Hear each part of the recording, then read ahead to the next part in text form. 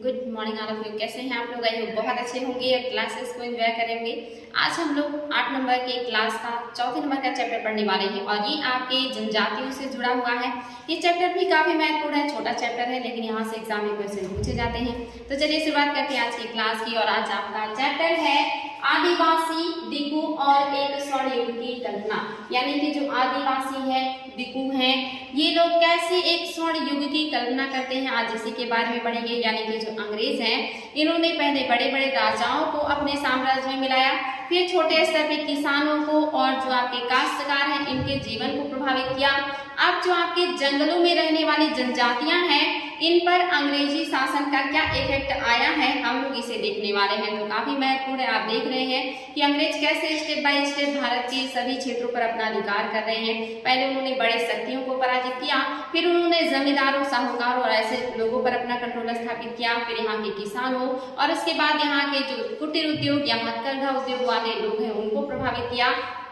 आज की क्लास में हम देखेंगे कि कैसे जनजातियों के जो जीवन है वो अंग्रेजों के क्रियाकलाप से प्रभावित हो रहा है और कैसे हमारे यहाँ की जनजातियों की जो परंपरागत जिंदगी है वो अंग्रेजों के आने से काफी हद तक प्रभावित हो गई है या बदल गई है। तो देख लेते हैं आज की क्लास को क्या खास बातें हैं जो आज आपको देखनी है।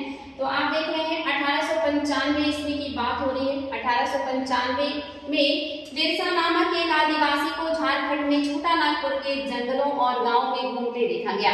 बिरसा मुंडा का नाम आपने सुना होगा। आदिवासियों में सबसे फेमस पर्सनालिटी है बिरसा मुंडा, जो कि मुंडा जो विद्रोह हुआ है उसका नेतृत्व करते हैं। एग्जाम में बहुत बार क्वेश्चन आता है कि मुंडा विद्रोह का नेता कौन था, तो बिरसा मुंडा है। मुंडा विद्रोह कब हुआ है तो ये भी याद रखिएगा, 1895 से लेकर 99 के दरमियान ये विद्रोह चला है। काफी लंबे समय तक ये संघर्ष रहा था, तो इसलिए काफी महत्वपूर्ण टॉपिक है।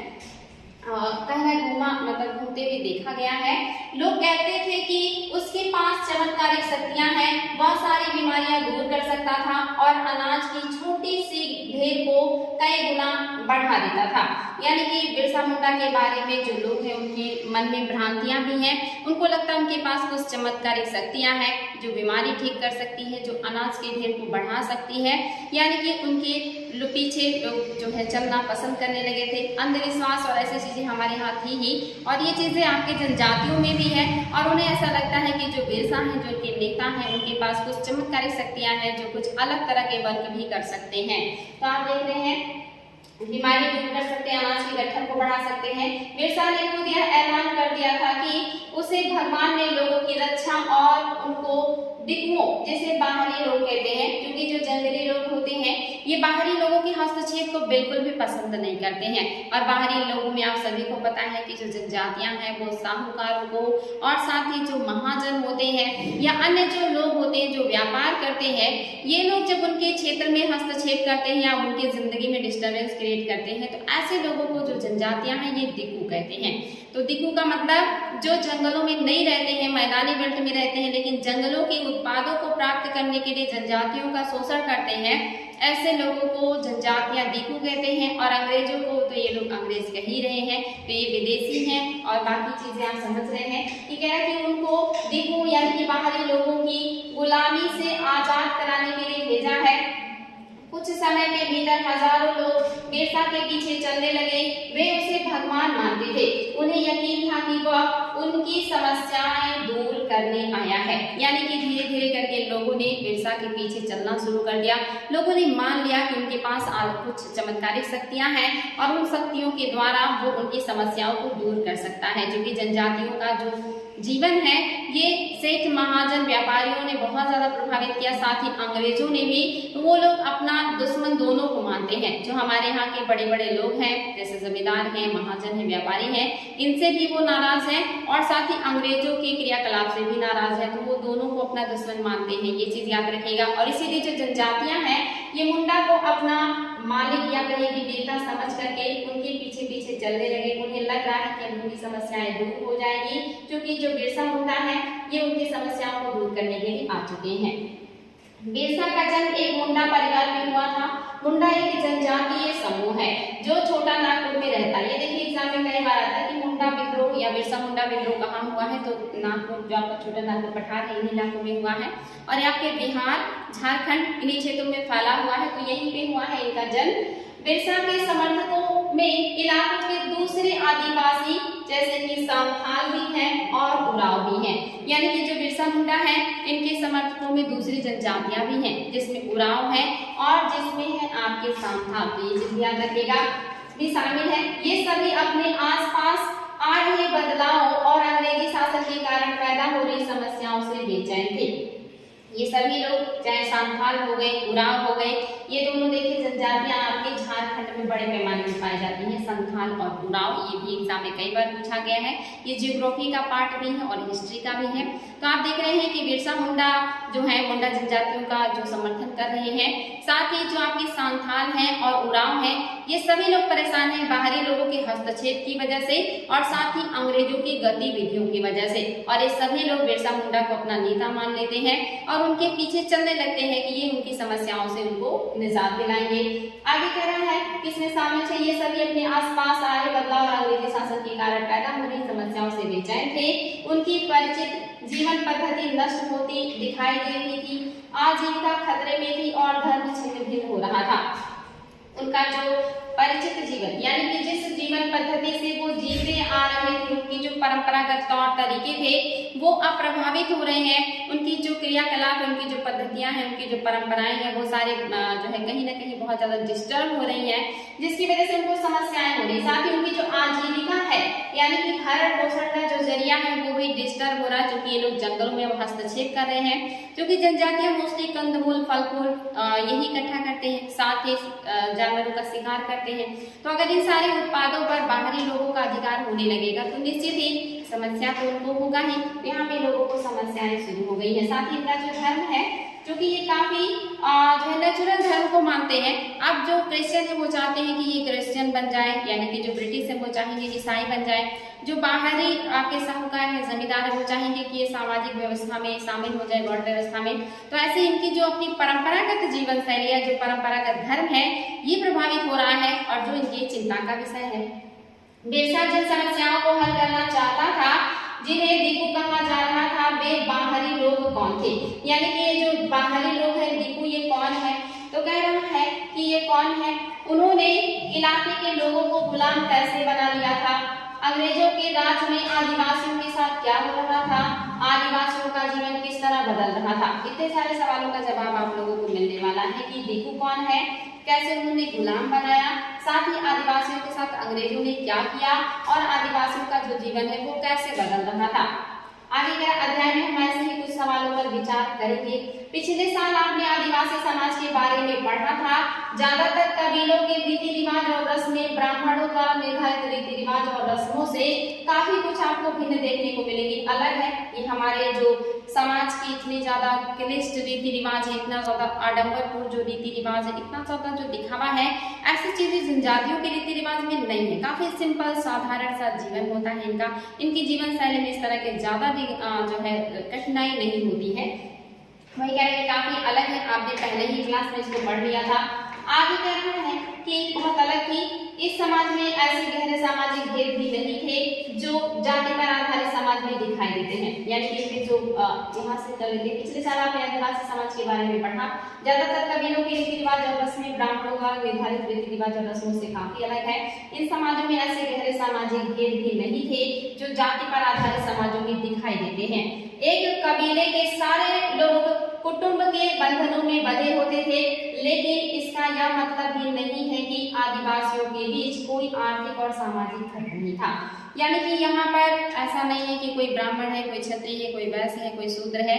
समाज को बांटा नहीं गया है। इस तरह से जटिल सामाजिक संरचना नहीं है जनजातियों की, लेकिन यहाँ पर भी थोड़ा बहुत पृष्ठभूमि इनका अंतर देखने को मिलता है। अंतर क्या है?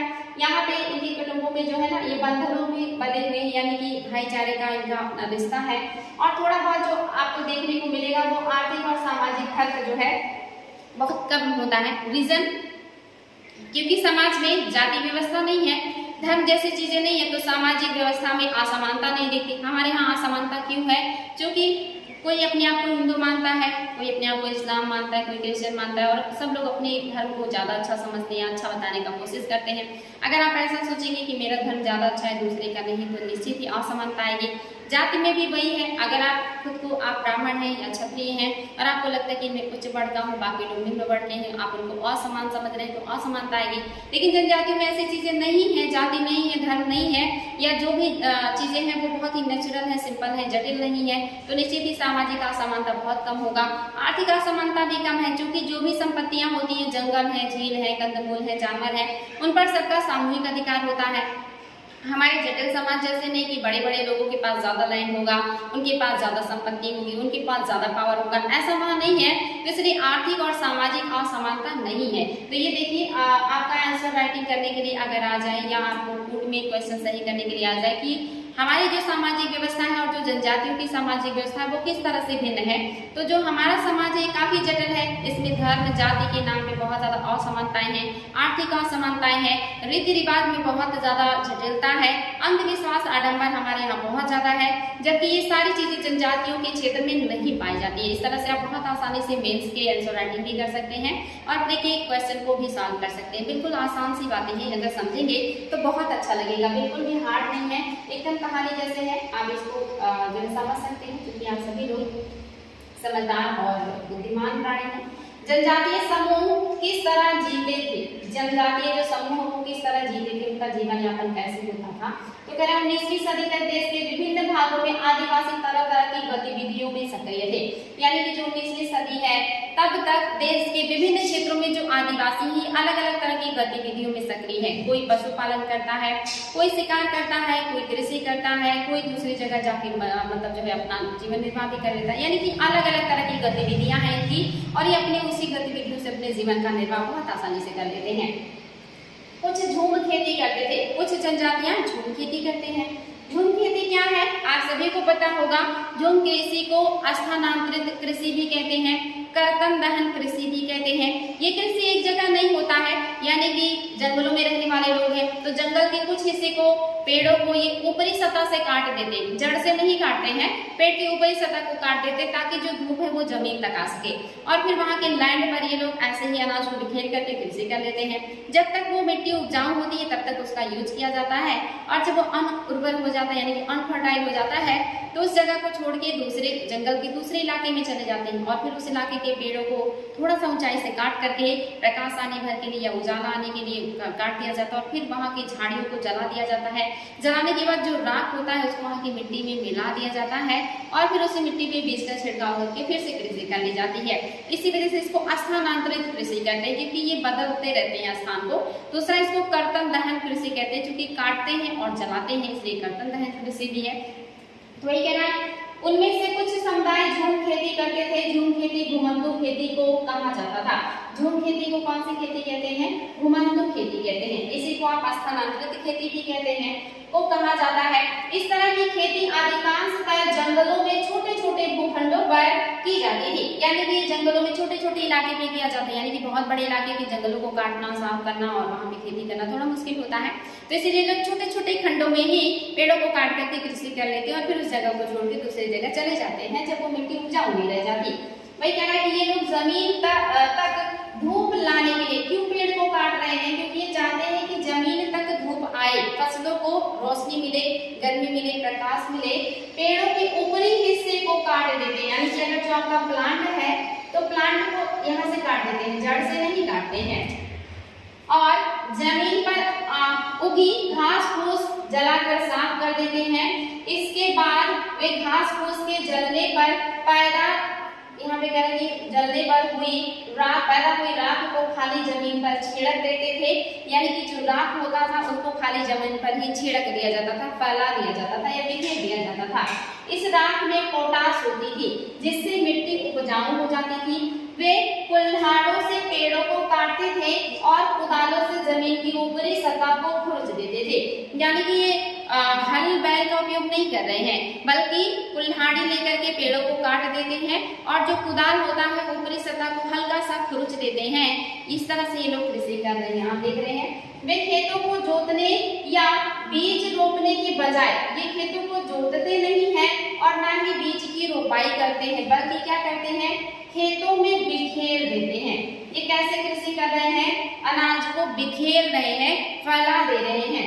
जब एक बार फसल तैयार हो जाती थी तो वे उस काट कर दूसरी जगह के लिए चल पड़ते थे। यानी कि जब एक बार फसल तैयार हो गई तो उसे काटने के बाद वो लोग दूसरी जगह के लिए चले जाते थे, उसको छोड़ देते थे।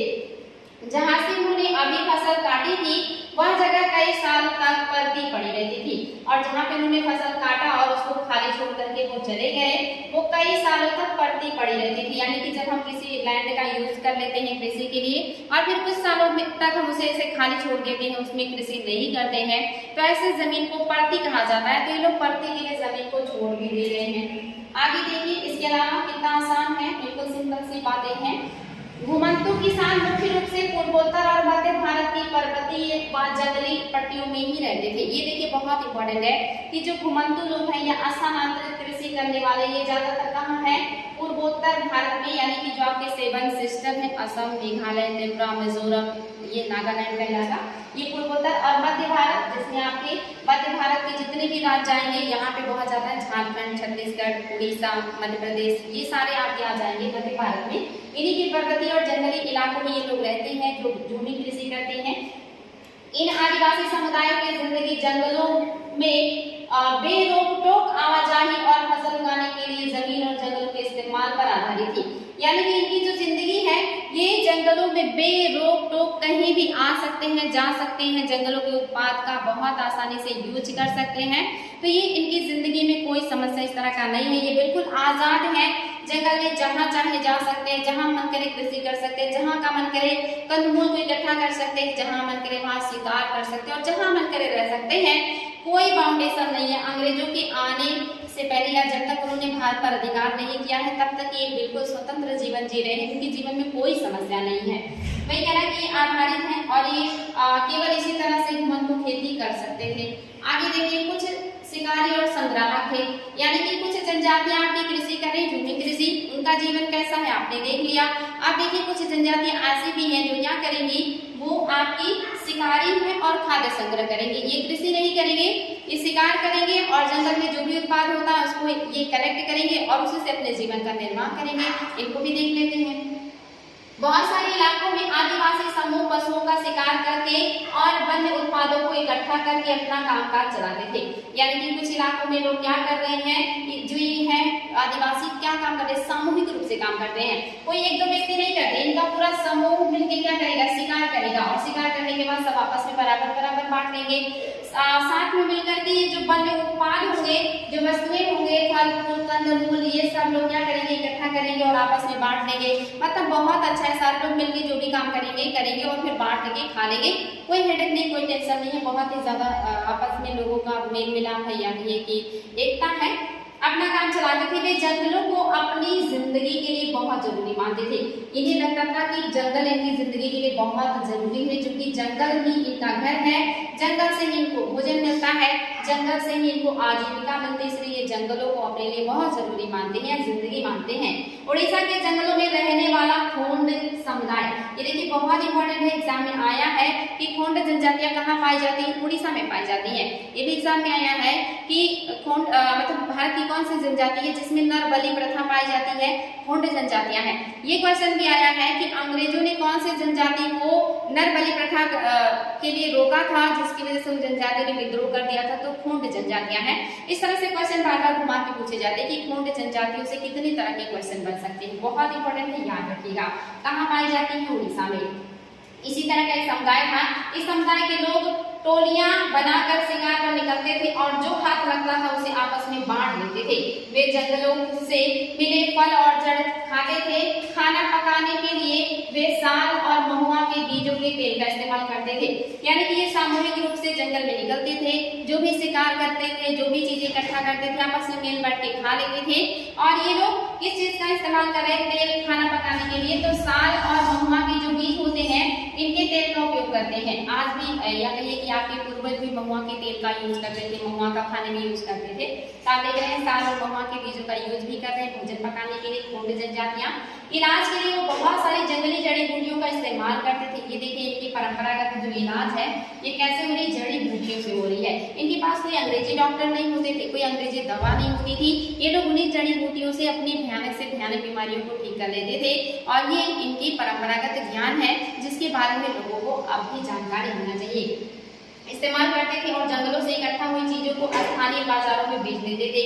यानी कि जो इकट्ठा होती थी चीजें, उसमें जो एक्स्ट्रा हो जाता था, जो अधिशेष हो जाता था, उनकी यूज से जो ज्यादा हो जाता था, उसको ले जाके स्थानीय बाजार में बेच भी देते थे और उसको बेचने से जो पैसे मिलते थे उसे अन्य खाने पीने की कुछ चीजें भी खरीद लिया करते थे। और सिंपल सी जिंदगी है इनकी और बहुत साधारण लोग हैं हमारी जनजातियां। वही कहना कि बेच देते थे। जब भी स्थानीय बुनकरों और चमड़ा कारीगरों को कपड़े व चमड़े की रंगाई के लिए कुसुम और पलाश, यानी कि जो आपके बुनकर हैं और चमड़ा कारीगर है, इनको कपड़े की और चमड़े की रंगाई के लिए कुसुम और पलाश की जरूरत होती थी, तब ये लोग क्या करते थे, इन्हीं जनजातियों से ये लोग संपर्क करेंगे, क्योंकि इनको कुसुम और पलाश के फूलों की जरूरत होती थी कलर करने के लिए। तो ये लोग किससे संपर्क करते हैं, जनजातियों से। तो वे कोंड समुदाय के लोगों से ही कहते थे। इन समुदायों को चावल और अन्य अनाज कहाँ से मिलते थे, कई बार तो चीजों की अदला बदली से काम चल जाता था। वे अपनी कीमत वन उत्पादों के बदले जरूरत की चीजें ले लेते, यानी कि जो ये जनजातियां हैं इनको चावल कपड़े सारी चीजें कैसे मिलती रहेंगी, तो कई बार तो सामान का अदला बदली यानी कि वस्तु विनिमय से हो जाता था। ये जंगल की वस्तुओं को जो आपके ग्रामीण या कहीं की मैदानी बेल्ट की वस्तुओं से एक्सचेंज भी कर लेते थे। कभी कभी वो अपने उत्पाद को बेच करके पैसा प्राप्त करते थे, फिर उस पैसे से सामान को खरीद लेते थे। वही कह रहा है कि ये अपनी कीमती वन उत्पादों के बदले, इनके जो वन उत्पाद होते हैं बहुत कीमती भी होते थे, बहुत सारे जड़ी बूटियां काफी कीमती होती थी, बहुत सारे पशुओं के पार्ट्स जो शरीर के होते हैं वो भी काफी कीमती होते थे, जैसे शेर के खाल वगैरह, तो इसको लोग बेच लेते थे। कई बार उन्हें जरूरी चीजें खरीदने के लिए अपनी मुट्ठी भर आमदनी का सहारा लेना पड़ता था। उनमें से कई लोग आसपास के गांव में नौकरी भी करते थे और इनमें इन जनजातियों में से बहुत सारे आसपास के गांव में नौकरी भी करते थे। कोई बोझ ढोता था तो कोई सड़क निर्माण कार्य में नौकरी करता था। कई आदिवासी खेत मजदूर थे, यानी कि बहुत सारे आदिवासी क्या कर रहे हैं, अपने जंगलों से निकल के मजदूरी भी कर रहे हैं, जीविकोपार्जन के लिए कुछ बोझ ढो रहे हैं, कुछ सड़क निर्माण में काम कर रहे हैं, कुछ आके खेतों में मजदूरी का काम कर रहे हैं ताकि उनको खाने पीने की चीजें मिल जाए और उनकी जरूरतें पूरी हो जाए। आगे कह रहा है कि जब वन उत्पाद कम पड़ जाते थे तो आदिवासियों को मजदूरी के लिए ज्यादा भटकना पड़ता था। जब वनों से उत्पाद इनको ज्यादा नहीं मिलता था, कम हो जाता था, तब इनको क्या करना पड़ता था, तब आदिवासियों को ज्यादा भटकना पड़ता था, ज्यादा इधर उधर उनको आना जाना पड़ता था। लेकिन उनमें से कुछ सारे समुदाय जैसे मध्य भारत के बैगा, यानी कि इसमें से बहुत सारे समुदाय जो हैं वो क्या करते हैं, जैसे मध्य भारत के जो बैगा जनजातियां हैं इनके बारे में देख लीजिए, औरों के लिए काम करने से कतराते थे। जो बैगा जनजातियां हैं ये दूसरे के लिए काम करना नहीं चाहते हैं, इनको दूसरे के लिए काम करना नहीं पसंद है।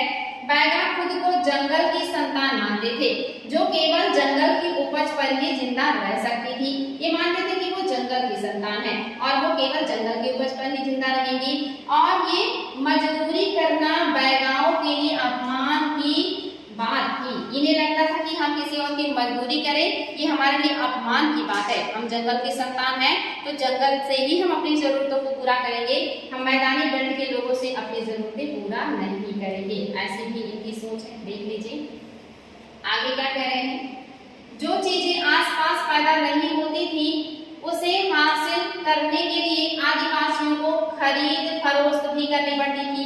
इसकी वजह से वे कभी कभी व्यापारी और महाजनों पर आश्रित हो जाते थे। व्यापारी बेचने की चीजें लेकर आते थे और भारी कीमत पर चीजें बेचते थे। सूदखोर महाजन भी आदिवासियों को कर्जा तो देते थे लेकिन उनका ब्याज बहुत ज्यादा होता था।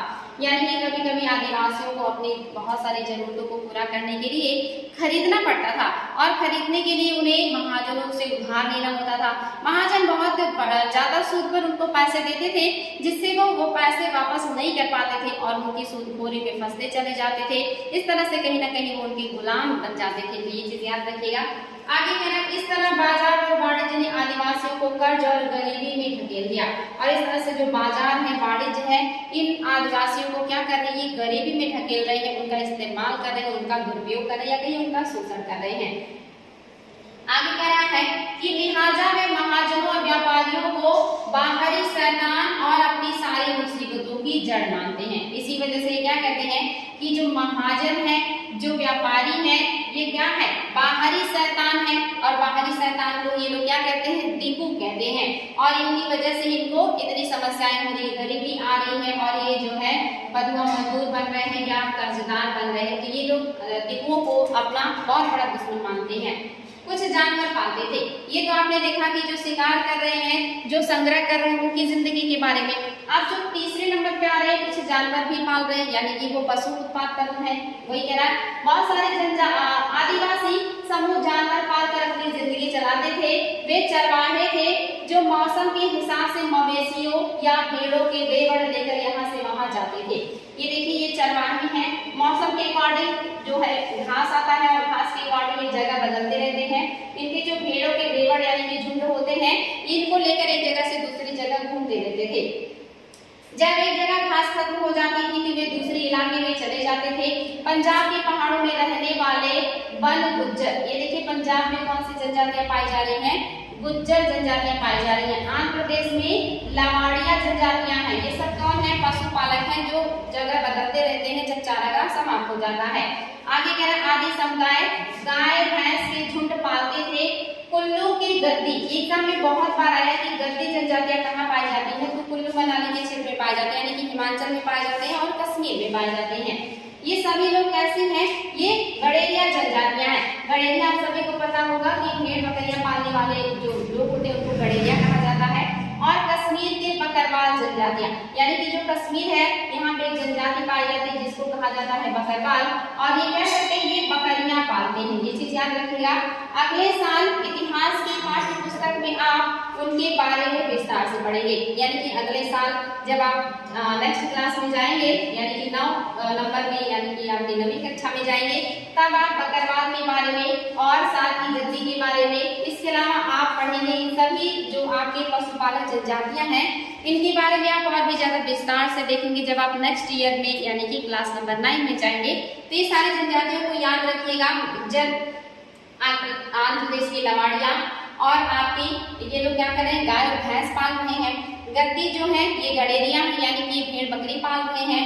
बकरवाल भी बकरी पाल रहे हैं। कहाँ पाए जाते हैं, ये ज्योग्राफी और हिस्ट्री दोनों के दृष्टिकोण से महत्वपूर्ण है, इसलिए इसको याद करिएगा कि कौन सी जनजातियां कहाँ पाई जाती हैं। तो ये हेडिंग करके कि आपके कुछ जानवर पालने वाले जनजातियों में कौन कौन से जनजातियां हैं, कहाँ पाई जा रही हैं, कौन से जानवर पालते हैं, कैसी जिंदगी है इनकी, ये सारी चीजें उसमें नोट कीजिएगा। शॉर्ट नोट बनाइएगा जरूर। और अगर आंसर राइटिंग करते हैं तो उसमें भी इन सारी चीजें को इंक्लूड कीजिएगा, बहुत ही महत्वपूर्ण पॉइंट्स हैं। आगे देखिए, ये आपके सामने आ गया है, ये काफी बढ़िया बात है। चलिए इसको देखते हैं, इससे पता चलेगा आपको कि जनजातियों की जो जिंदगी है वो कैसी है, बहुत सिंपल साधारण सी जिंदगी है, जिसके बारे में हमें देखना है। शिकार का वक्त, बुआई का वक्त, नए खेत में जाने का वक्त, यानी कि शिकार का वक्त कब होता था इनका, कृषि का काम कब करते थे और नए खेत में कब ये जाते थे, ये महत्वपूर्ण है। क्या आपने कभी इस बात पर ध्यान दिया है कि विभिन्न प्रकार के समाज में रहने वाले लोगों की काम और समय के बारे में समझदारी एक जैसी नहीं होती। विभिन्न क्षेत्रों में रहने वाले घुमंतु आदिवासियों और शिकारियों की जिंदगी एक खास क्रम और मर्द औरत के बीच कामों के बंटवारे से चलती थी। ब्रिटिश मानव वैज्ञानिक वैरियर एल्विन ने 1930 और 1940 के दशक में कई साल मध्य भारत के बैगा और कुंड समुदाय के बीच बिताए थे। यानी कि ये आपके ब्रिटिश मानव वैज्ञानिक है, नाम क्या है इनका, वैरियर एल्विन। वैरियर जो एल्विन है ये ब्रिटिश वैज्ञानिक है और इन्होंने भारत में बहुत समय बिताया है। और कब बिताया है ये चीज याद रखिएगा, आपको महत्वपूर्ण पॉइंट है। इन्होंने टाइम पीरियड बिताया है ये है 1930 से 1940 का, महत्वपूर्ण है। 1930 से 40 के दशक में, यानी कि लगभग 10 वर्षों तक ये रहे हैं इन जनजातियों के बीच में। और इन जनजातियों के बीच में रहने के बाद इन्होंने बहुत ही सुंदर तरीके से उनके जीवन का, उनकी गतिविधियों का वर्णन किया है। तो ये चीज याद रखिएगा, 10 वर्षों तक रहने के बाद उन्होंने जो वर्णन किया है वो क्या है। एल्विन द्वारा लिखित निम्नलिखित अंशों को पढ़कर इस समय क्रम और कामों के बंटवारे को समझा सकते हैं। वे लिखते हैं, चैत में औरतें इकट्ठा करने वाले बचे कुचे ठूठों को काटने जाती थी। यानी कि ये जो औरतें हैं ये क्या करती हैं, चैत के टाइम पीरियड में जो इकट्ठा करने और बचे कुचे ठूठों को काटने के लिए जाती है, यानी कि इकट्ठा करने जाएंगे। और जो बचे कुचे थड़ हैं प्लांट्स के, उसको ये लोग क्या कर रहे हैं, काटने जाते हैं। पुरुष बड़े पेड़ों को काटते थे और शिकार पर जाते थे। पुरुष क्या कर रहे हैं, बड़े पेड़ों को काट रहे हैं और शिकार पे जा रहे हैं। पूरे चांद के समय पूर्व से शुरू होता था, यानी कि जो शिकार है ये पूरे चांद मतलब पूर्णिमा के टाइम में जब उजाला बहुत ज्यादा रहता था तब ये लोग क्या करते थे, समय पूर्व से ये लोग शुरू करते थे, यानी कि शिकार पूरे चांद के समय पूर्व से शुरू होता था। शिकार के लिए बांस के फंदों का इस्तेमाल करते थे। औरतें साग आप जानते हैं ना, हरी पत्तियों को इकट्ठा करती थी। इमली जो कि आपको पता है खट्टा फल होता है। मशरूम, आप सभी आज भी मशरूम का यूज करते हैं। आदि फल बीन कर लाती थी। बैगा औरतें या तो केवल जड़े या कंद इकट्ठा करती थी या महुआ के बीज इकट्ठा करती थी। जो बैगा जनजातियों की महिलाएं हैं ये लकड़ी के ठूंठ और बचे हुए लकड़ियों को इकट्ठा करती हैं। इसके अलावा ये जो जंगल में पाए जाते हैं फल फूल कंदमूल उनको इकट्ठा करती हैं। साथ ही ये लोग और क्या कर रही है, ये लोग इसके अलावा जो है आपने देखा कि ये जड़ और केवल कंदमूल ही इकट्ठा कर रही है। साथ ही इमली साग और मशरूम इकट्ठा कर रही है। ये सारे इकट्ठा करने का काम किसका है, महिलाओं का है। ये काम थोड़ा आसान है, इसमें खतरा कम है, तो ये काम महिलाएं कर रहे हैं। बड़े पेड़ों को काटना, रात में शिकार करना पशुओं का, ये आदमी कर रहे हैं। दोनों लोग अपना काम कर रहे हैं। मध्य भारत के आदिवासियों में बैगाओं को सबसे अच्छा शिकारी माना जाता है, ये चीज याद रखिएगा। वैशाख में जंगलों को जलाया जाता था। औरतें अध जले लकड़ियों को ईंधन के रूप में बीन लेती थी। आदमी शिकार पर जाते रहते थे लेकिन गांव से दूर नहीं जाते थे। जेठ में बुआई होती थी और शिकार चलता रहता था। आषाढ़ से भादों तक मर्द खेतों में काम करते थे। पुआर में फलियां आने लगती थी और कार्तिक कुटकी में पक जाती थी, यानी कि जब ये मतलब जो है बीज लगा देते थे तो फसल आने में समय लगता है। तो जब तक फसल पककर तैयार होता था तब तक ये लोग शिकार पर ही निर्भर होते थे और शिकार से पेट भरते थे। जब फसल हो जाता था तब ये लोग कटाई में बिजी हो जाते थे और कटाई करके फिर बीज को घर में लाने का काम करते थे। वही कह रहा है, ये लोग घर ले आते थे। आगे कह रहा है आदमी शिकार पर जाते थे लेकिन गांव से दूर नहीं जाते। जेठ में बुआई होती थी और शिकार चलता रहता था। आषाढ़ में भादों में मर्द खेतों में काम करते थे और फलियां आने तक कार्तिक में ये फसलें पक जाती थी। अगहन में सारी फसल तैयार हो जाती थी और पूस में फटकन किया जाता था, यानी कि साफ किया जाता था। नाच गाना और शादियां भी पूस के महीने में होती थी। माघ में पुरुष नए बेलवड़ की तरफ चल देते थे। इस दौरान शिकारबाज चीजों का संग्रह ही जीने का मुख्य गतिविधि होती थी, यानी कि उत्पादन बहुत कम होता था। जब उत्पादन होके कंप्लीट होता था उसी समय इनके यहाँ जो फंक्शन होते हैं, जो प्रोग्राम होते हैं, जैसे शादी विवाह का वो किए जाते हैं, जो कि समय इनके घरों में अनाज होते थे उससे भी ये लोग भोजन बना के आसानी से किसी को खिला सकते हैं। और उसके बाद अनाज ज्यादा तो होता नहीं था, फिर समाप्त हो जाता था। फिर ये लोग नए खेत की तरफ चल देते थे और उसमें फसल लगाते और फिर शिकार का काम शुरू हो जाता। तो ये इनकी जिंदगी है, बहुत सिंपल सी जिंदगी है जो कि ये लोग जी रहे थे। आगे कहना है कि इस दौरान शिकारबाज चीजों का संग्रह जीने का मुख्य गतिविधि, यानी कि जब ये फसल लगाते हैं और फसल पकने तक इनका जो जीवन है ये कैसे चल रहा है, शिकार पर ही चल रहा है और संग्रह पे चल रहा है। यह चक्र पहले साल का होता था, दूसरे साल शिकार के लिए ज्यादा समय मिल जाता था क्योंकि केवल कुछ फसलों की ही बुआई कटाई होती थी। क्योंकि भोजन काफी होता था इसलिए पुरुष बेवड़ में ही रहते थे। तीसरे साल में भोजन के लिए वन उत्पादों की भी जरूरत पड़ने लगती थी। और ये कह रहे हैं कि दूसरे साल जब हम थोड़ा सा अनाज ये लोग स्टोर कर लेते थे तो ये लोग कम बुआई करते थे क्योंकि पहले से जो किया था उत्पादन उससे थोड़ा बचा हुआ है। तीसरे साल इनको फिर से जो है बुआई का काम ज्यादा करना पड़ता था। तो इस तरह से आप देख रहे हैं बैगाओं के बारे में इन्होंने ये सारे नोट्स जो है प्रकाशित किए हैं। बहुत ही अच्छे से ये सारी चीजों का वर्णन किया है इन्होंने, बिल्कुल जीवंत वर्णन है। पढ़ के लग रहा है कि हाँ कैसे उनकी जिंदगी रही होगी, कैसे वो लोग अपने काम को बांट करके करते थे, कैसे महिला पुरुष दोनों एक दूसरे का सहयोग कर रहे हैं और जीवन में ज्यादा कुछ भी नहीं है, बस किसी तरह जीविकोपार्जन होता है, किसी तरह जिंदगी चलती है, किसी तरह भोजन का जो व्यवस्था है वो होता है, मात्र इसी पे इनका ध्यान है। कुछ लोग एक जगह खेती करते थे। अब आपके कुछ लोग ऐसे हैं जो स्थानांतरित कृषि नहीं करते बल्कि एक जगह रहकर खेती करते हैं, यानी कि कुछ जनजातियां स्थानांतरित कृषि कर रही हैं, कुछ जनजातियां केवल शिकार और कंदमूल इकट्ठा कर रही हैं, कुछ जनजातियां हैं जो पशुपालन कर रही हैं और कुछ ऐसी हैं जो कि एक जगह रह के खेती कर रहे हैं। इनके बारे में भी देख लेते हैं। 19वीं सदी से पहले ही बहुत सारे जनजातीय कबीले एक जगह टिक कर खेती करने लगी थी। यानी कि बहुत सारी जनजातियां एक जगह टिक करके अब खेती करने लगी। वे बार-बार जगह बदलने के बजाय साल दर साल एक ही जगह खेती करते थे। वे हलों का इस्तेमाल करने लगे थे। ये लोग क्या करने लगे हैं? हलों का भी इस्तेमाल करने लगे हैं और धीरे-धीरे उन्हें जमीन पर अधिकार भी मिलता जा रहा था। यानी कि धीरे-धीरे जमीन पर क्या कर रहे हैं? अधिकार कर रहे हैं, वहां पे अस्थायी निवास कर रहे हैं। बहुत सारे समुदायों में छोटा नागपुर के मुंडाओं की तरह जमीन पूरे कबीले की संपत्ति होती थी। जो मुंडा है ये पूरे कबीले की जमीन मानते हैं और ऐसे बहुत सारे जनजातियों में देखने को मिलता है कि जमीन पर सभी का सामूहिक अधिकार है। कुल के सभी सदस्य को उन मूल निवासियों का वंशज माना जाता था जिन्होंने सबसे पहले आकर जमीन को साफ किया था। जिन्होंने सबसे पहले आकर जमीन को साफ किया है उनको अपना वंशज मानते हैं। लिहाजा जमीन पर सभी का बराबर हक होता था। फिर भी अक्सर ऐसा होता था कि कुल के कुछ लोग औरों से ज्यादा ताकत जुटा लेते थे। कुल में कुछ लोग ऐसे होते थे जिनका पास दिमाग ज्यादा होता था, जिनके पास शारीरिक मानसिक पावर ज्यादा होता था, वो अपने प्रभुत्व को स्थापित कर लेते थे थोड़ा सा ज्यादा। कुछ मुखिया बन जाते थे, कुछ उनके लीडर हो जाते हैं और बाकी उनके अनुयायी हो जाते हैं। कोई लीडर बन जाता है और बाकी उनके पीछे पीछे चलते हैं। ऐसा भी देखने को मिल रहा है। जो ताकतवर होते थे वे खुद खेती करने की बजाय अक्सर अपनी जमीन बटाई पर दे देते थे। जिनके पास पावर ज्यादा है वो खुद ना खेती करके जमीन को बटाई पर दे देते हैं। ये चीज भी याद रखिए, जिसको गल्ला कहते हैं। ब्रिटिश अफसरों को गोंड और संथाल, ये चीज याद रखिएगा कि जो गोंड है और संथाल ये जनजातियां ब्रिटिश अफसरों को अच्छी लगती हैं। एक जगह ठहर कर रहने वाली आदिवासी समूह शिकारी, संग्राहक या घुमंतू खेती करने वाले के मुकाबले ज्यादा सभ्य दिखाई देती हैं। अंग्रेजों को लगता है कि जो गोंड है, संथाल है, ये जनजातियां ज्यादा सभ्य है क्योंकि ये एक जगह रह के खेती करते हैं। बाकी जो शिकारी हैं, घुमंतू हैं, जो झूमी कृषि करते हैं, ऐसी जनजातियां अंग्रेजों को अच्छी नहीं लगती क्योंकि वो एक जगह रहती नहीं है। एक जगह रहेंगे नहीं तो उनसे ये लोग टैक्स कैसे लेंगे? जो एक जगह रहेंगे उनसे आसानी से टैक्स प्राप्त कर सकते हैं। जो घूमने वाले हैं उनको कहाँ ढूंढते फिरेंगे? तो इसलिए अंग्रेजों को ये लोग अच्छे लग रहे हैं क्योंकि एक जगह है तो इनसे आसानी से ये लोग टैक्स ले सकते हैं। वही कह रहा है कि मुकाबले सब दिखाई देते हैं। जंगलों में रहने वालों को जंगली और बर्बर, ये जो अंग्रेज है जंगलों में रहने वालों को क्या मानते हैं?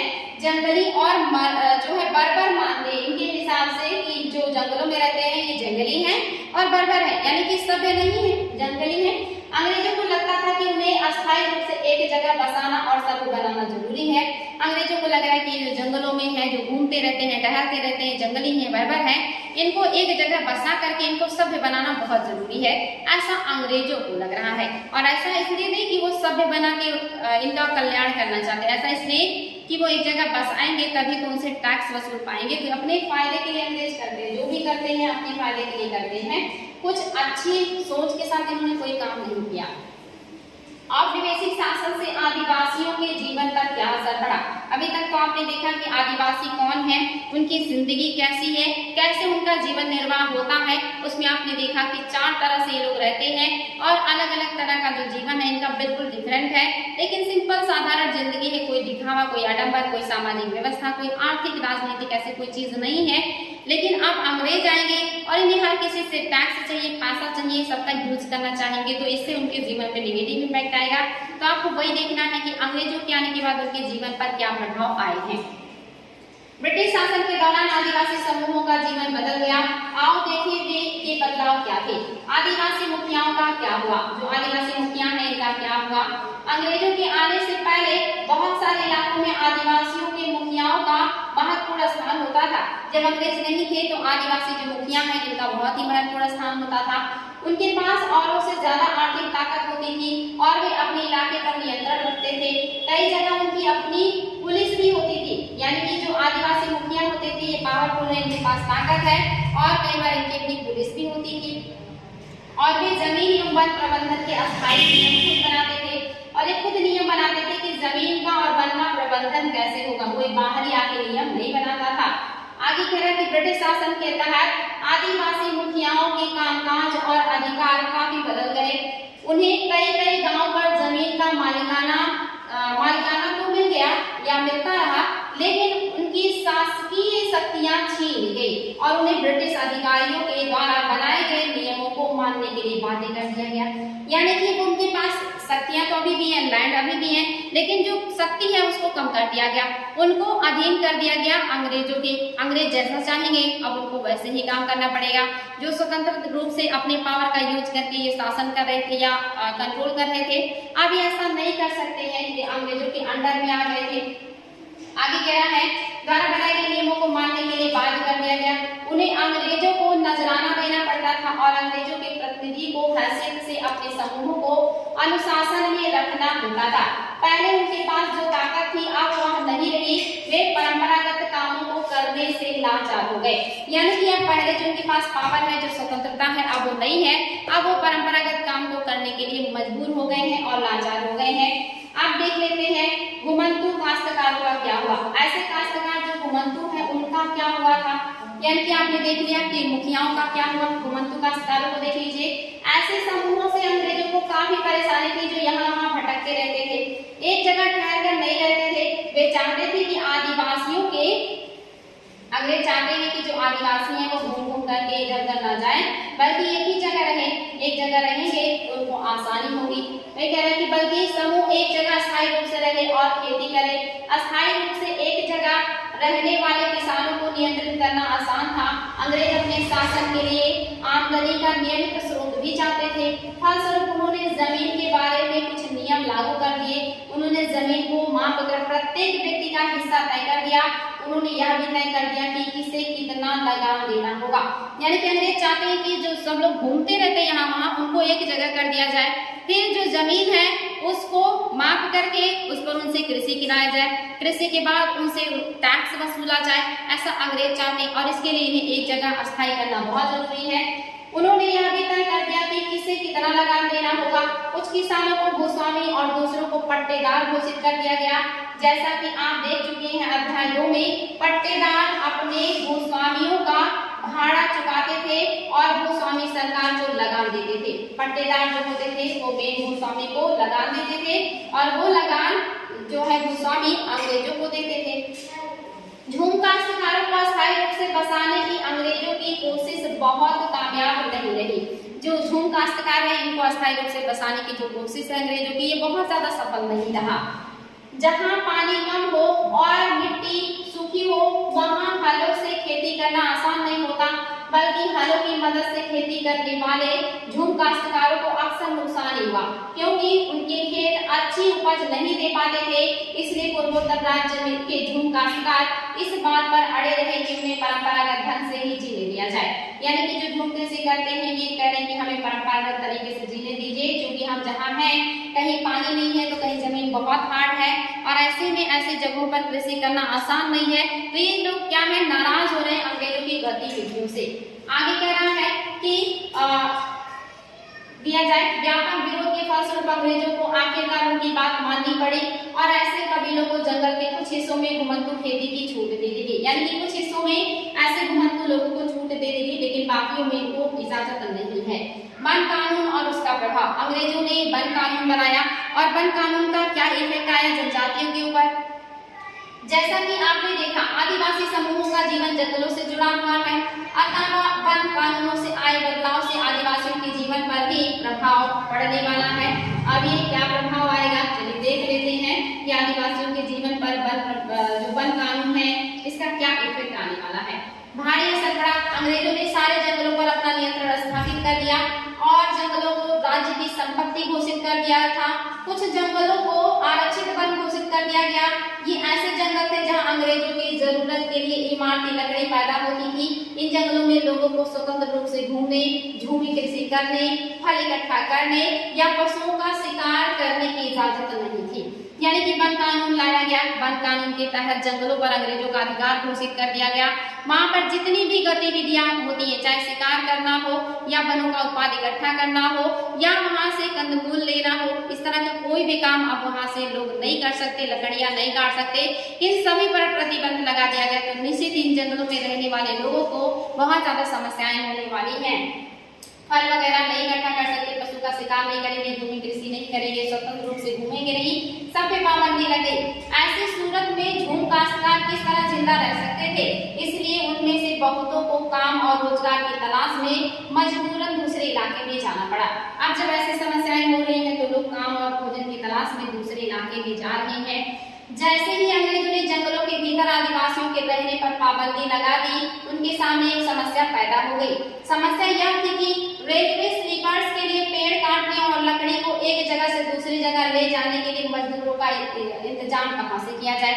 अब इनको एक समस्या भी हो रही है। जब इन्होंने प्रतिबंध लगा दिया, जनजातियां दूसरी जगह चली जाने लगी, तब इन्होंने सोचा कि हम जंगलों में जो पेड़ काटेंगे स्लीपर्स के लिए रेलवे के, वो कौन काटेगा, उसको ढोएगा कौन? अब उसके लिए मजदूर कहाँ मिलेंगे, क्योंकि जनजातियों को तो हमने भगा दिया। औपनिवेशिक अधिकारियों ने इसका भी एक हल ढूंढ निकाला। उन्होंने तय किया कि झूम काश्तकारों को जंगल में जमीन के छोटे टुकड़े दे दिए जाएंगे और उन्हें वहां खेती करने की भी छूट होगी, बशर्ते गांव में रहने वालों को वन विभाग के लिए मजदूरी करनी होगी और जंगलों की देखभाल करनी होगी। यानी कि इन्होंने कहा कि हम जो झूम काश्तकार है इनको थोड़ी संख्या में थोड़ा सा लैंड दे देंगे और उस लैंड से उत्पादन करके ये वहां रह सकते हैं। शर्त ये है कि वहां रहते हुए ये हमारे लिए काम करेंगे, पेड़ को काटेंगे, पेड़ों को ढोएंगे, यानी कि इनके लिए काम करेंगे, तभी शर्त पे ये छोटे से लैंड का यूज करके जंगल में रह सकते हैं। ऐसा अंग्रेजों ने कह दिया है। तो आगे कह रहा है, इस तरह बहुत सारे इलाकों में वन विभाग ने सस्ते श्रम की आपूर्ति सुनिश्चित करने के लिए वन गांव बसा दिए और यहाँ पे बहुत सस्ते में जो है मजदूर मिल जा रहे हैं, इसलिए इन्होंने वनों में ऐसे गांव में बसा दिए जो इनके लिए काम कर सकते थे। देखिए यहाँ पे एक गीत लिखा हुआ है, अंग्रेजों के इस देश में जीना कितना कठिन है। 1930 के दशक में बैरियर एल्विन ने मध्य भारत में रहने वाले बैगा आदिवासियों के इलाके का दौरा किया था। एल्विन इन लोगों के रीति रिवाज, उनकी कला और लोक संस्कृति को जानना चाहते थे। उन्होंने बैगाओं के बहुत सारे गीत इकट्ठा किए जिनमें इस बात पर शिकायत की गई थी कि अंग्रेजों के शासन में बैगा कितने बुरे दौर से गुजर रहे हैं। इन्होंने जो है बैगा जनजातियों के इलाके का दौरा किया, 1 दशक तक वो रहे भी और इन्होंने वहाँ के बहुत सारे जो बैगा जनजातियां जो अपनी भाषा में गीतों को गाया करते थे, उस गीतों को भी लिखा है कि कैसे उन जनजातियों को समस्याएं हो रही है अंग्रेजों की वजह से। और देखिए उन लोगों ने अपने गीत में क्या लिखा है। लिखा है, अंग्रेजों के इस देश में जीना कितना मुश्किल है, जीना कितना मुश्किल है। जमींदार बैठा है गांव में, दरवाजे में कोतवाल, बगीचे में पटवारी, खेत में सरकार। अंग्रेजों के इस देश में जीना कितना मुश्किल है। पशु कर अदा करने के लिए बेचते हैं, पशुओं को कर अदा करने के लिए बेचते हैं। गाय तो भैंस बेचते हैं, गाय और भैंस बेचते हैं जंगल कर के लिए। यानी कि कौन सी पशु को हम क्या करें कि देश में जीना कितना मुश्किल है, पशु कर अदा करने के लिए बेच रहे हैं। पशुओं को क्यों बेच रहे हैं? कर अदा करने के लिए। गाय और भैंस को क्यों बेच रहे हैं? जंगल करके को अदा करने के लिए।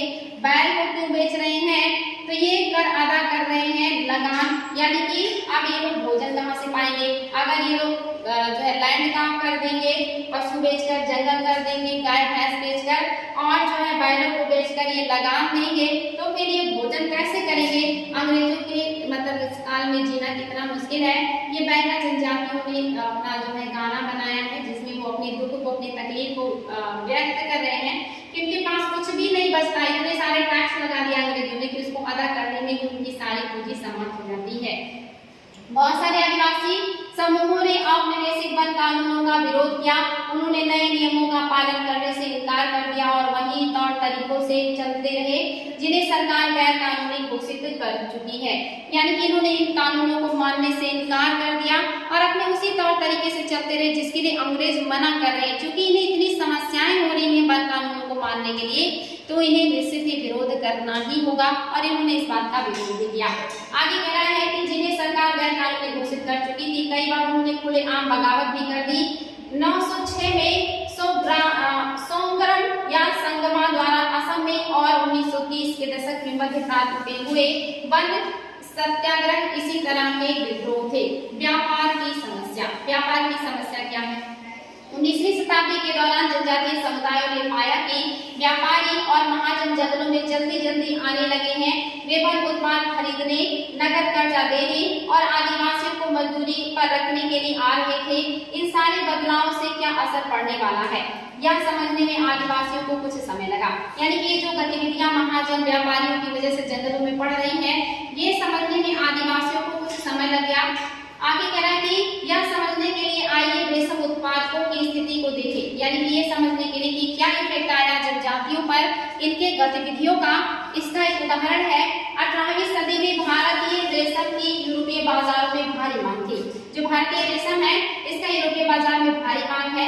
भारतीय रेशम की अच्छी गुणवत्ता सबको आकर्षित करती थी और भारत का निर्यात तेजी से बढ़ रहा था।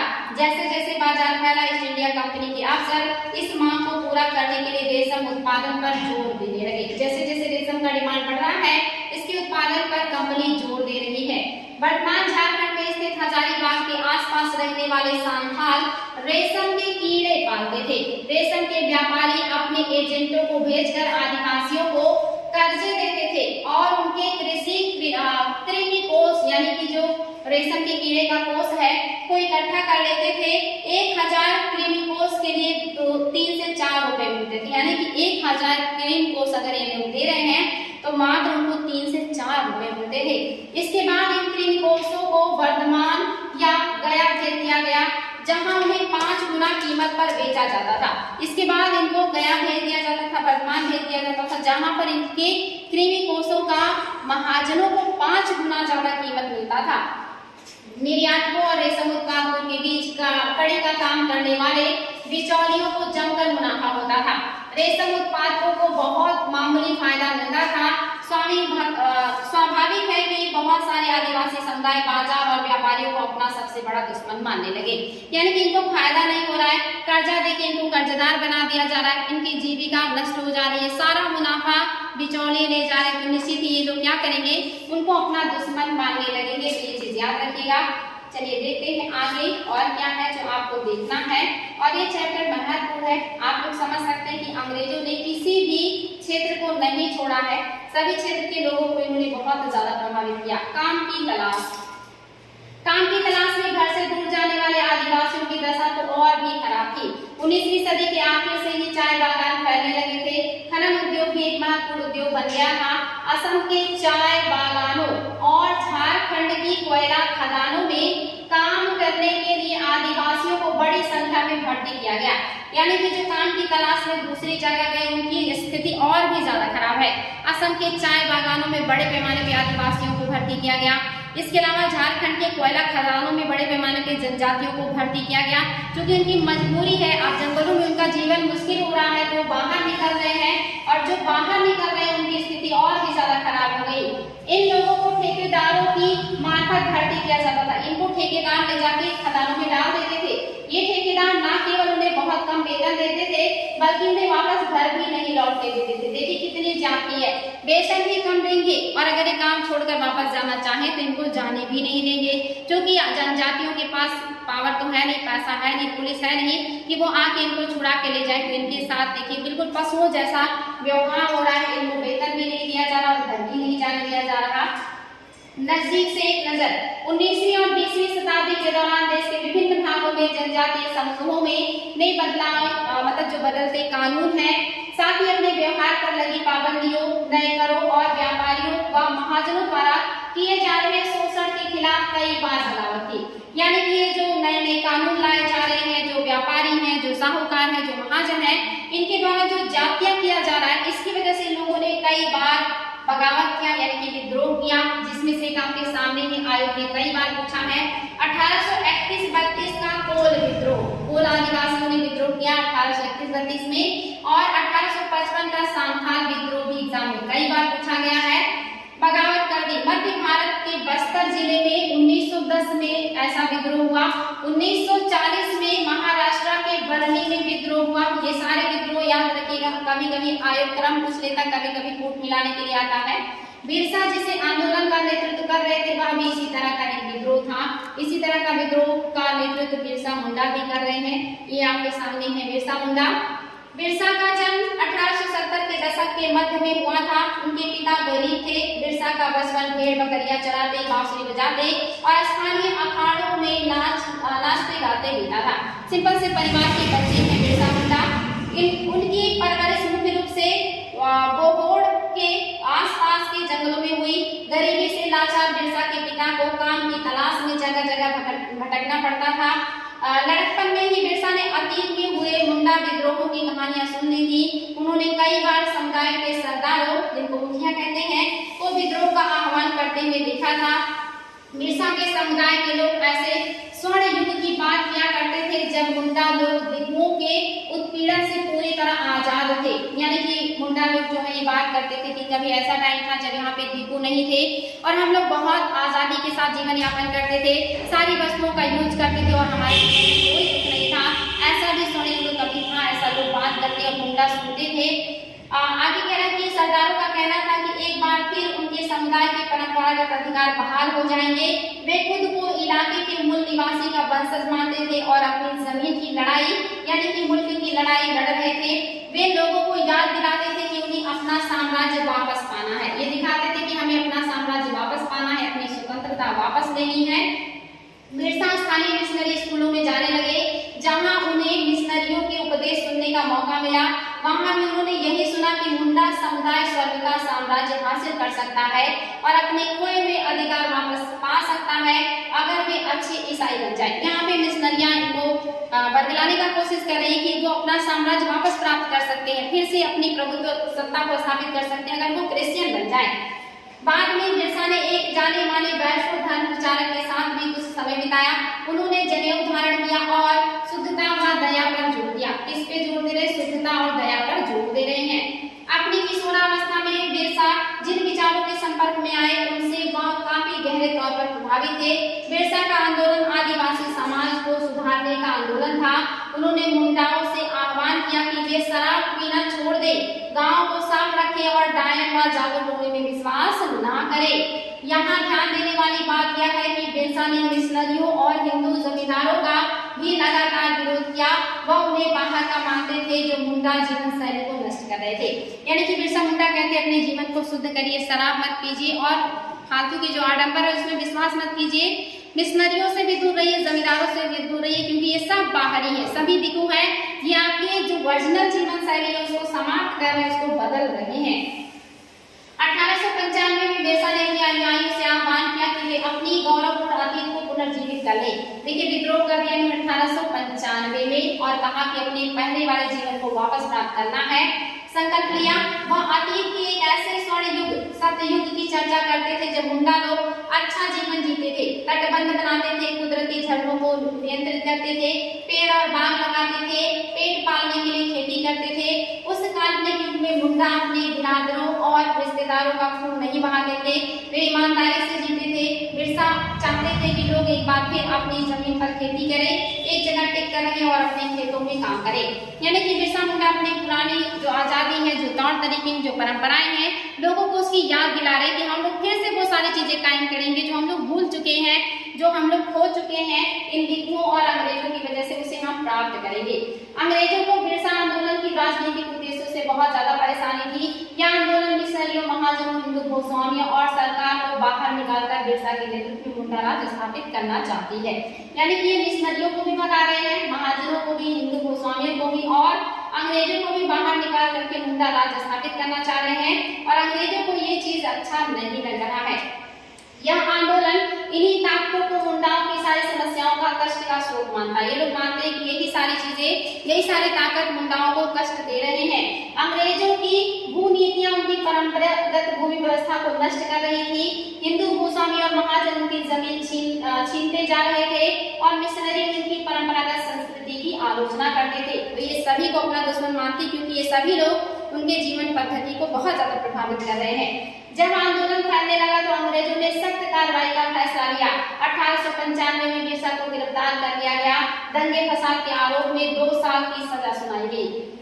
1897 में जेल से लौटने के बाद बिरसा समर्थक जुटाते हुए गांव-गांव घूमने लगे। उन्होंने लोगों को उकसाने के लिए परंपरागत तरीकों और भाषणों का इस्तेमाल किया। वे आह्वान कर रहे थे कि उनके नेतृत्व में साम्राज्य की स्थापना के लिए रावणों यानी कि दिगुओं और यूरोपियों को तबाह कर दे। बिरसा ने के अनुयायी दिगु और यूरोपीय सत्ता के प्रतीकों को निशाना बनाने लगे। उन्होंने थाने और चर्चों पर हमले किए और महाजनों और जमींदारों की संपत्तियों पर धावा बोल दिया। सफेद झंडा बिरसा राज का प्रतीक था। यानी कि इन लोगों ने फैसला कर लिया कि अब हम बाहरी लोगों और अंग्रेजों का हस्तक्षेप बर्दाश्त नहीं करेंगे और इन सब का जो है दमन करेंगे। सबके ऊपर इन लोगों ने आक्रमण करना शुरू कर दिया था। सन 1900 में बिरसा के हैजे से मृत्यु हो गई। देखिए 1900 तक ये आंदोलन चला, 1900 में इनकी हैजे से मृत्यु हो गई और आंदोलन ठंडा पड़ गया। यह आंदोलन दो मायनों में महत्वपूर्ण था। पहला, इसने औपनिवेशिक सरकार को ऐसे कानून लागू करने के लिए मजबूर किया जिनके जरिए टिप्पू लोग आदिवासियों के जमीन पर आसानी से कब्जा ना कर सके। दूसरा, इसने एक बार फिर जता दिया कि अन्याय का विरोध करने और औपनिवेशिक शासन के विरुद्ध अपने गुस्से को अभिव्यक्त करने में आदिवासी सक्षम है। उन्होंने अपने खास अंदाज में अपनी खास रस्मों और संघर्षों के प्रतीकों के जरिए इस काम को अंजाम दिया। यानी कि सिंपल तरीके से इन्होंने अंग्रेजों को विवश किया कि इनके सेफ्टी के लिए कानून लाए ताकि बाहरी लोग इनकी जमीनों पे कब्जा न करें। साथ ही उन्होंने ये भी दिखा दिया कि अन्याय के खिलाफ जब भी व्यक्ति खड़ा होगा तो अन्याय को दूर होना ही होगा। ये चीजें भी होगी। अब देखिए आपने यहाँ पे रिक्त स्थानों को भरना है। चलिए फटाफट फिर कर लेते हैं, बहुत आसान है। अंग्रेजों ने आदिवासी लोगों को जंगली और बर्बर के रूप में वर्णित किया है। बिल्कुल आपने देखा, जंगली और बर्बर मानते हैं अंग्रेज। झूम खेती में बीज बोने के तरीके में बीज को बिखेर दिया जाता है। बिखेरना कहा गया है यहाँ पे मध्य भारत में ब्रिटिश भू बंदोबस्त के अंतर्गत आदिवासी मुखियाओं को भू स्वामित्व दे दिया गया, यानी कि भूमि का स्वामित्व मिल गया था। ये चीज याद रखिएगा, यहाँ पे भूमि होगा। असम के चाय बागान और बिहार के कोयला खदानों में काम करने के लिए आदिवासियों जो है ये जाने लगे थे, जिनको वापस घर नहीं आने दिया गया। ये सारी चीजें मैंने आप लोगों को बता दी है। ये देखिए सही गलत फटाफट इसको हम लोग सॉल्व कर लेते हैं, क्या सही है और क्या नहीं। झूम काश्तकार जमीन की जुताई करते थे और बीज रोपते थे, नहीं जुताई नहीं करते थे, गुड़ाई करते थे, हल्का खुरचते थे और बीज को छींट देते थे। व्यापारी संथालों से कृमि कोष खरीदकर उसे 5 गुना ज्यादा कीमत पर बेचते थे। बिल्कुल सही है। बिरसा ने अपने अनुयायियों को आह्वान किया कि वे अपना शुद्धिकरण करें, शराब पीना छोड़ दें और डायन व जादू टोने की प्रथाओं पर यकीन ना करें। बिल्कुल सही है। अंग्रेज आदिवासियों के जीवन पद्धति को बचाए रखना चाहते थे, नई जीवन पद्धति को नष्ट करना चाह रहे, बदलना चाह रहे, उनको सभ्य बनाने की बात कर रहे हैं, जो कि इनको अपना फायदा दिख रहा था। आपके सामने है क्वेश्चन, आप लोग इसको शॉर्ट स्क्रीन जरूर लीजिएगा और इसका आंसर राइटिंग जरूर कीजिएगा। ये सारे प्रश्न आपके लिए बेहद इंपॉर्टेंट है, प्री और मेंस दोनों के दृष्टिकोण से। तो आप लोग शॉर्ट स्क्रीन ले लीजिए और इसका उत्तर आप लोग कमेंट बॉक्स में जरूर लिखिएगा। मैं आप लोगों के क्वेश्चन के उत्तर का मतलब चेक करती हूँ और फीडबैक भी देती हूँ, तो आप लोग इसका आंसर राइटिंग करते रहिए। और कोई समस्या है, कोई सुझाव है तो बेझिझक कमेंट बॉक्स में लिखिएगा, उस पर विचार किया जाएगा, जरूर वर्क किया जाएगा और रिप्लाई मैं जरूर करूंगी। आज के लिए इतना ही, फिर मिलते हैं नेक्स्ट न्यू चैप्टर के साथ। Thank you so much.